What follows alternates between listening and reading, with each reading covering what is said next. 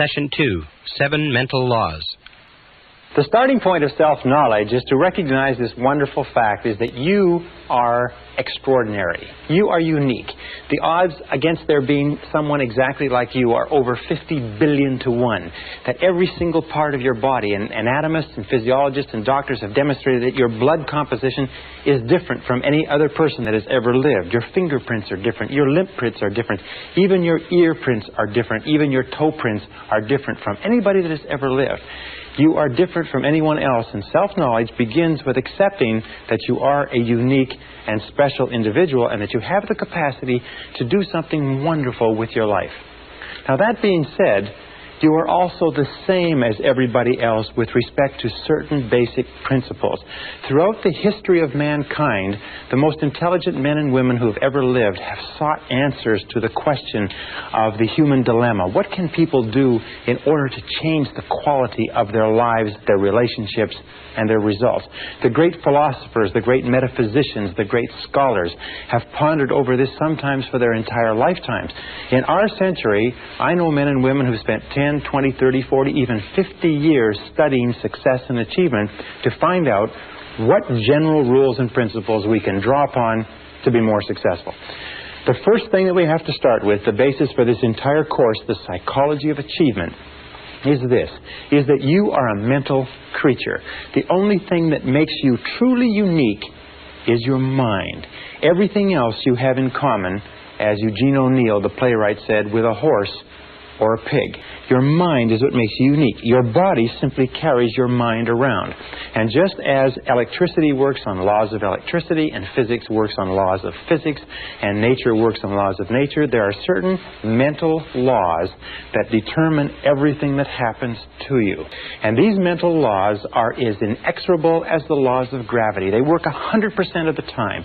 And every single success you have in life comes from living your life in harmony with basic mental laws, and every problem or difficulty you ever have in life comes from living your life out of harmony with those basic laws. Now, mental laws work 100% of the time, like gravity works 100% of the time. What it means is that if you step off a 10-story building in the city where you're living, or in London, England, or in Lima, Peru, you're going to go splat on the sidewalk, whether you know about gravity, whether you believe in gravity, whether you agree with gravity, or whether gravity is convenient for you, it's going to work on you nonetheless. The mental laws are exactly the same, and in this course I'm going to introduce you to about 20 mental laws, some of which are more important than others, but all of which it is critical for you to understand. Now let's start with the first of the mental laws. The first mental law, and by the way, these laws have been written about and studied for century after century, and many of them have been tested in our leading universities, research institutes, and think tanks in the last few years and found to be as true as they've ever been imagined to be. The first law is what we call the law of control. Now, the law of control is very simple. It's the basic law, and we'll come back to it over and over again. It says simply this. It says that you feel good about yourself, you feel positive about yourself to the degree to which you feel you are in control of your own life. Or you feel negative about yourself to the degree to which you feel you are not in control of your own life. All you have to do is look at your life today and ask yourself, what parts of your life do you feel the best at? What parts of the life do you feel most in control? You'll find those are the places where you are the happiest. And since the supreme human good is to achieve a state of happiness, which is expressed in peace of mind and health and loving relationships, control is absolutely essential. Psychologists today call this the difference between an internal locus of control, which is feeling that you're in charge of your own life, versus an external locus of control, which means the feeling that something outside of you, your bills, your relationships, your job, your health, are somehow controlling you. As a matter of fact, locus of control research, and there are many tests that you can take to determine where you are on this chart in terms of locus of control and what areas of your life you feel more in control and less in control. People with a very high internal locus of control are high achievers, they are more successful, they're more self-determined, they're happier. And many of the things we're trying to do in this course is to give you a far greater sense of control, of being in charge of every aspect of your life. Now, control begins with, first of all, your thoughts. interestingly enough, your thoughts, what you think about things and how you think, determines your values. It determines what is going on inside you. Once they are stored away, your thoughts determine your feelings. It's how you think about something that determines your feelings, whether you are happy or unhappy, whether you are scared or confident.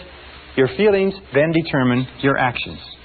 So we start off with the law of control, saying that the key to success is to feel that you are the master of your own destiny, that you're behind the steering wheel of your own life. You're in charge of your life by taking full and complete control over your thoughts.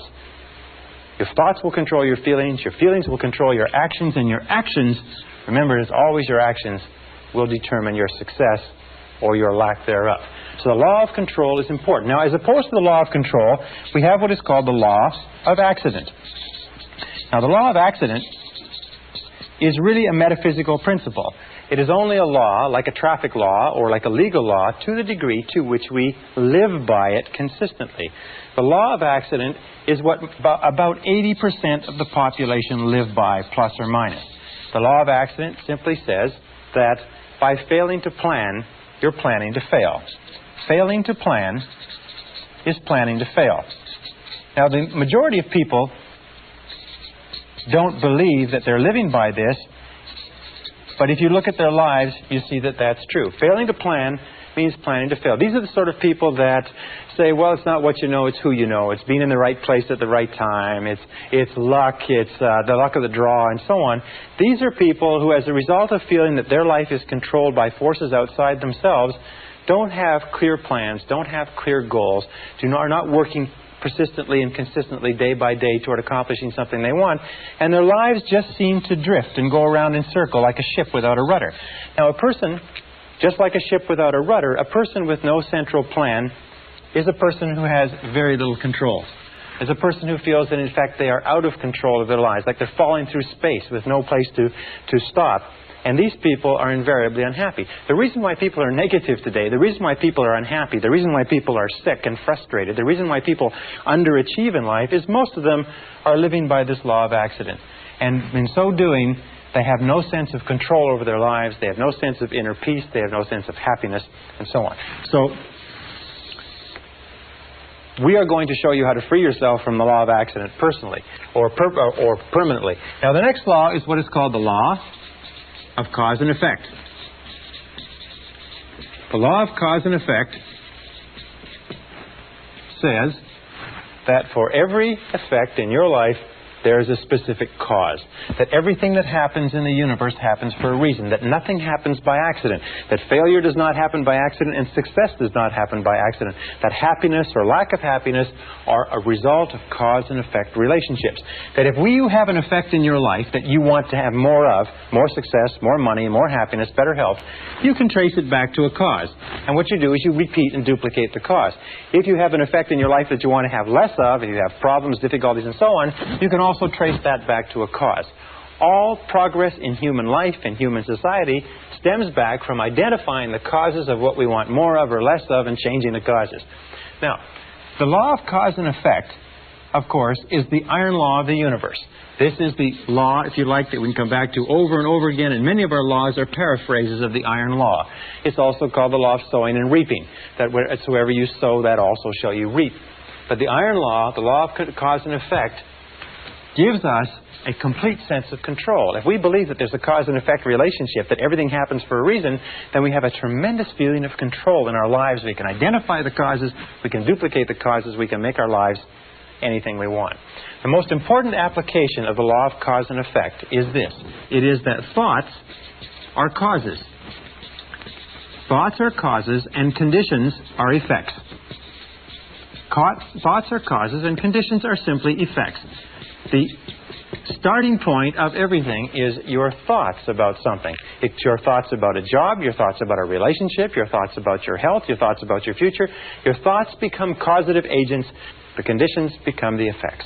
That if you wish to change any of the conditions of your life, you have to change the thoughts that precede those conditions. You have to change what is going on in your mind. Now, wonderfully enough, there's only one thing in the whole universe over which you have complete control, and that is your thoughts. So if you take full and complete control over your thoughts and keep your thoughts on what it is you want, make them positive causes, the conditions or effects will take care of themselves with the inexorability of a law of nature. Now, the next law is what is called the law of belief. The law of belief simply says that whatever you believe with feeling, and this is the key, with feeling, and the more emotion you put into a belief, becomes your reality. It becomes your reality because you will always act in a manner consistent with your beliefs. As a matter of fact, your entire reality right now is simply an outward picturing of your most intensely held beliefs. If you believe something that is positive or believe something that is negative, or as Henry Ford said, if you believe you can do a thing or if you believe you cannot, you are right. Our beliefs do form our realities. To the degree to which we believe anything to be true, our beliefs act as sort of like a screen. They filter out any information that is inconsistent with our beliefs. We have a deep down desire inside of us to remain consistent. So we're always trying to view our world, rationalize our world, interpret our world so that it is consistent with what we have already decided to believe. We develop what is called scotomas. A scotoma is a word in psychology that simply says that we develop blind spots. We do not see opportunities if we are convinced that there are no opportunities. We do not see possibilities for success if we don't believe that success is possible for us. However, if we begin to change our beliefs, we begin to change our realities. Let me give you an example. There's a story of a young man who came from a small Midwestern town. It's a true story. It was reported in the psychological journals a couple of years ago. He got straight A's all through junior high school and high school. At the end of the 12th grade, he wrote his Scholastic Achievement Test to go to university. A few weeks later, he got back a letter from the university saying, "You have scored 98 on the Scholastic Achievement Test, and you're hereby admitted to the university for the fall semester." Well, he didn't know very much about Scholastic Achievement Tests, and he thought that the 98 was an IQ score. Now, an IQ score of 98 is slightly below average and is about 20 points below what is necessary for college-level work. He was convinced, and he just discarded his entire high school career, all the A's that he's gotten. He was convinced that he could not do college-level work, but he went off to college in the fall. After the first semester, he was failing or nearly failing in every subject. His counselor called him in and said, "What seems to be the problem? You did extremely well in high school. These courses are only 1 degree of difficulty removed from your high school courses. Are you having problems with girls? Are you having problems with drugs? Having problems adjusting? What is it?" He said, "Well, sir," he said, "I'm doing the very best I can, but you can't blame me. I've only got a 98 IQ. And the counselor had his file in front of him. He said, "What are you talking about?" He said, "Well, in my letter of admission to the university, it said that I got a 98 on the Scholastic Achievement Test." He said, "Son, that's not an IQ." They said, "That's not an IQ. That is a percentile. What that means is that you scored equal to or higher than 98% of the students in the country who wrote that test. You're one of the brightest kids in this university." Well, this young guy went out. He checked on the Scholastic Achievement Test. He found it was true that the 98 was a percentile, not an IQ. He went back to his courses, and 2 years later, he was in the top 10 in a 30,000 student university. He was leading in all of his classes. Once he changed his reality, once he changed his beliefs about his intelligence, his reality changed automatically. Now, an important point with regard to this is that every one of us has self-limiting beliefs. Every one of us believes ourselves to be limited in some way. Every one of us believes ourselves to be limited in intelligence, creativity, money-making ability. I can't sell. I can't speak in front of audiences. We tend to think that we are not capable of being on time. We're not mechanically inclined, and so on and so forth. But exhaustive research demonstrates that talents are pretty evenly spread throughout the population. That most of the limitations we have do not exist in reality. They exist only in your own mind. And one of the starting points of great achievement is to start questioning those self-limiting beliefs and throw them off and act as if they did not exist. And when you act as if they didn't exist, lo and behold, they simply disappear. Okay, the next law is what is called the law of expectations. Now, the law of expectations is a law that has been talked about throughout all of human history. Just like in the law of belief, William James of Harvard said, "Belief creates the actual fact. As a man thinketh in his heart, or as he believeth, so is he." The law of expectations over and over says, what you expect, you get. You get not what you want, but what you expect. That your expectations especially your expectations about outcomes, how you think things are going to turn out, become your own self-fulfilling prophecies. And Dr. Robert Rosenthal of Harvard University has done something like 300 experiments on expectations theory, on what is called experimenter theory, and he finds that your expectations have an effect on other people and events and circumstances, even if your expectations are based on totally false information. Whatever you expect with confidence. In other words, if you confidently expect good things to happen, surprise, surprise, good things happen to you. If you confidently expect negative things to happen, then negative things are going to happen to you. That most successful people have developed an attitude of confidently expecting good things to happen. It's called the attitude of positive self-expectancy. It is the attitude of the winner. The winner looks for good things to happen. The winner expects to win in advance, and lo and behold, whatever you expect with confidence tends to come true, even if the information upon which your expectations is based is totally false. Now, let me give you an example of expectations. Some years ago, Dr. Rosenthal, after conducting a variety of different experiments, came to the conclusion that the expectations that teachers had of students was having a tremendous effect on their ability to learn and their grade level averages. So he put together a series of experiments, and then one major experiment which was tremendous. He went to the San Francisco Bay Area, and at the beginning of the school year, he had the principal call in 3 teachers. The 3 teachers were told that by the principal, as a result of teaching excellence, they had been singled out as the 3 best teachers in the school, and that they were going to be given 30 students each of the brightest students in the school identified by IQ tests at the end of the last semester. They would be able to teach these students for the entire year, and it was estimated by experts that these students would jump in scholastic achievement an average of 20 to 30% over the course of that school year. Now, the teachers were told that one of the conditions was that they mustn't tell the teacher, they mustn't tell the students, and they mustn't tell their parents. They must continue to teach the same way, and classes were carefully monitored to make sure that they taught the same way they taught before, but only they would know that they had been given 30 bright students each to teach for the whole year. The teachers were delighted. The teachers went out. They were excited about this. They worked hard with those students. They spent time after school with them. They got really, really involved in teaching more than they ever had before. And at the end of the school year, lo and behold, those 3 classes led not only the school, but the entire school district in academic accomplishment. At the end of the year, they called the 3 teachers in. They sat them down and they said, well, you've had a good year. And they said, yes, well, it was great. Those kids were so bright. They were so eager to learn. They said, well, maybe we should tell you the truth, that this was an experiment. And the fact is that the beginning of the school year, we selected the names of 90 children by lottery from the school population at large and assigned them to your class. We didn't even know what their IQs were. They said, well, that's remarkable. Well, how could it have happened that they did so well? And then they looked at each other and said, well, of course. It's because we are the 3 most excellent teachers in this school. They said, well, the other side of it was simply this, is at the beginning of the school year, we put all the teachers' names in a hat, and yours were the first 3 names that were drawn.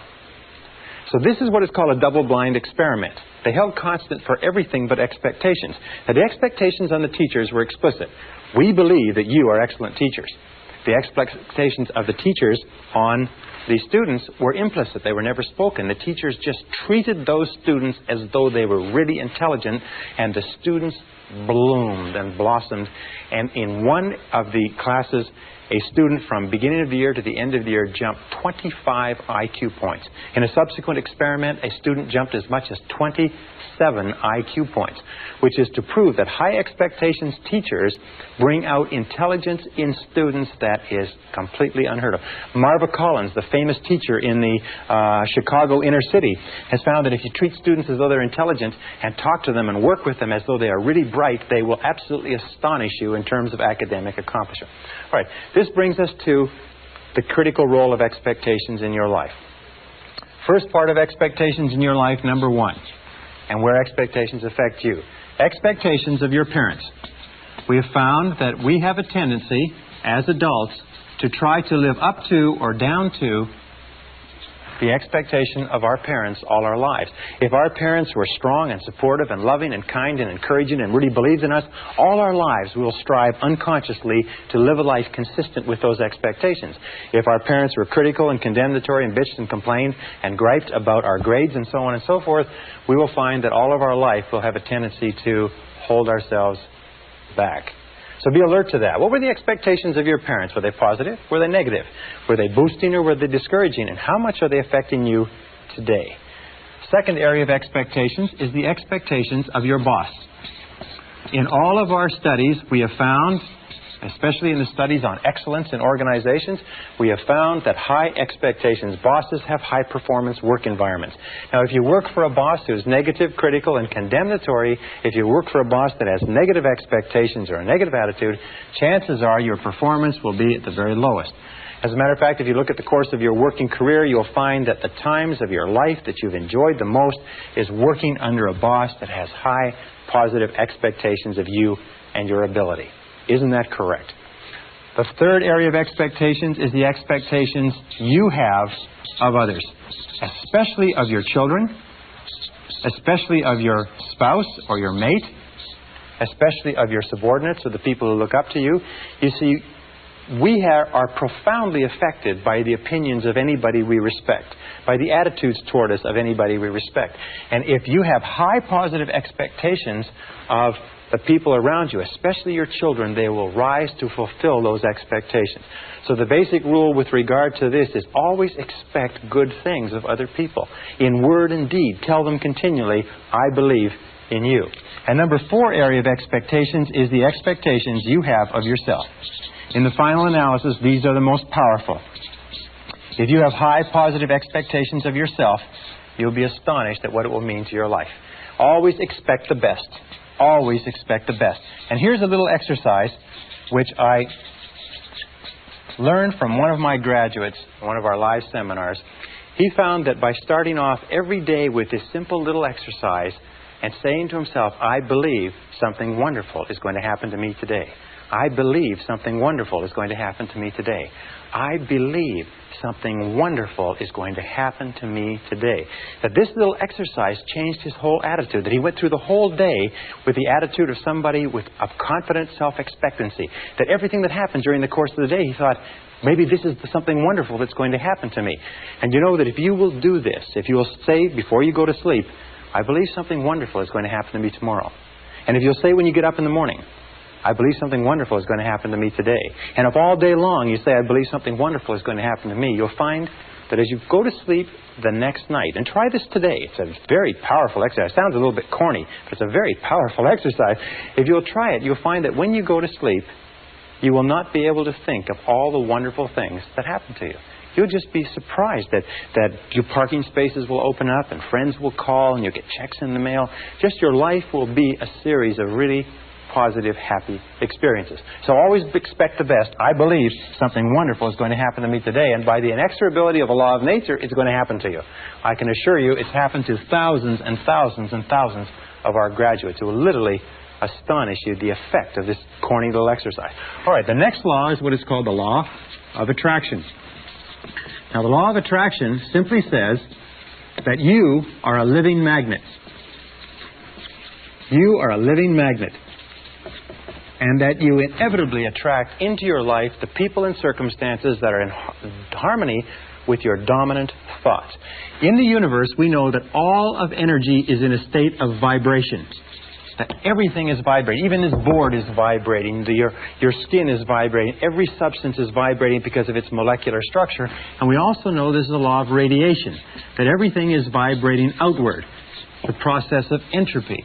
And we find that whatever you are thinking, your thoughts are also a form of energy that is vibrating and radiating out from you and that travels at the speed of light so that you can affect people and circumstances at great distances. Have you ever had an experience where you're thinking about somebody and the telephone rings and it's them? Have you ever had an experience where you phone somebody else and they say, we were just talking about you? It just leaps into your mind? Have you ever had an experience when you're in tune with your husband or wife and you think, you know, I'd like to go out to dinner at such and such a place tonight, and you call home and they will say, why don't we go out to dinner at such and such a place? These are all examples of this law of attraction. The law of attraction is considered by many to be one of the most important laws of human existence. In this, you will always attract to yourself, positive or negative, people and circumstances that harmonize with your dominant thoughts. That whatever you're thinking on a continuing basis, you're attracting into your life. You're drawing it into your life like a magnet.